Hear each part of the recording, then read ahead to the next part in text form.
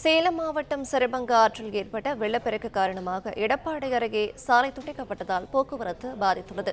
கூடுதல் தகவல்களை தருகிறார் நம்முடைய செய்தியாளர் ஆதிநாராயணன். வணக்கம். இது பற்றிய மேலும் விவரங்கள். வணக்கம்.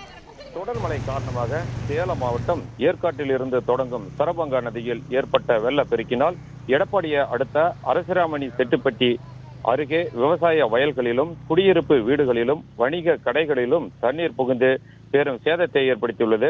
எடப்பாடியிலிருந்து அரசிராமணி செட்டிப்பட்டி வழியாக ஏவூர், குமாரபாளையம், பவானி, ஈரோடு செல்லும் பிரதான சாலையை சுமார் 5 அடி உயரத்திற்கு மேல் தண்ணீர் சூழ்ந்து மூழ்கியடித்ததால் அரசு நகர பேருந்துகள், தனியார் பேருந்துகள், பள்ளி கல்லூரி பேருந்துகள் உள்ளிட்ட அனைத்து வாகனங்களும் செல்ல முடியாமல் போக்குவரத்து துண்டிக்கப்பட்டது.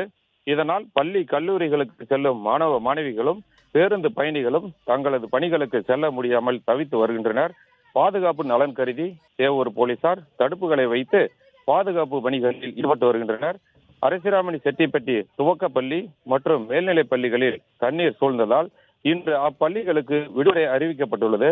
சரபங்கா நதியின் குறுக்கே அமைக்கப்பட்ட 10க்கும் மேற்பட்ட தரை பாலங்கள் மூழ்கியதால் ஓலப்பாளையம், கந்தாயிக்காடு, தைலான்காடு, வயக்காடு, சுக்லான்காடு, கள்ளம்பாளையம், எல்லப்பாளையம் உள்ளிட்ட 20க்கும் மேற்பட்ட குக்கிராம மக்கள் நகர பகுதிகளுக்கு வர முடியாமல் தவித்து வருகின்றனர்.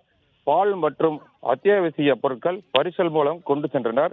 இதனிடையே அரசிராமணி செட்டிப்பட்டி அருகே சரபங்கா நதியில் ஏற்பட்ட வெள்ளப்பெருக்கினால் போக்குவரத்து ஸ்தம்பித்ததோடு வாகன ஓட்டிகளும் பொதுமக்களும் பெரும் அவதிக்குள்ளாகி வருகின்றனர். விவரங்களை வழங்கியமைக்கு நன்றி ஆதிநாராயணன்.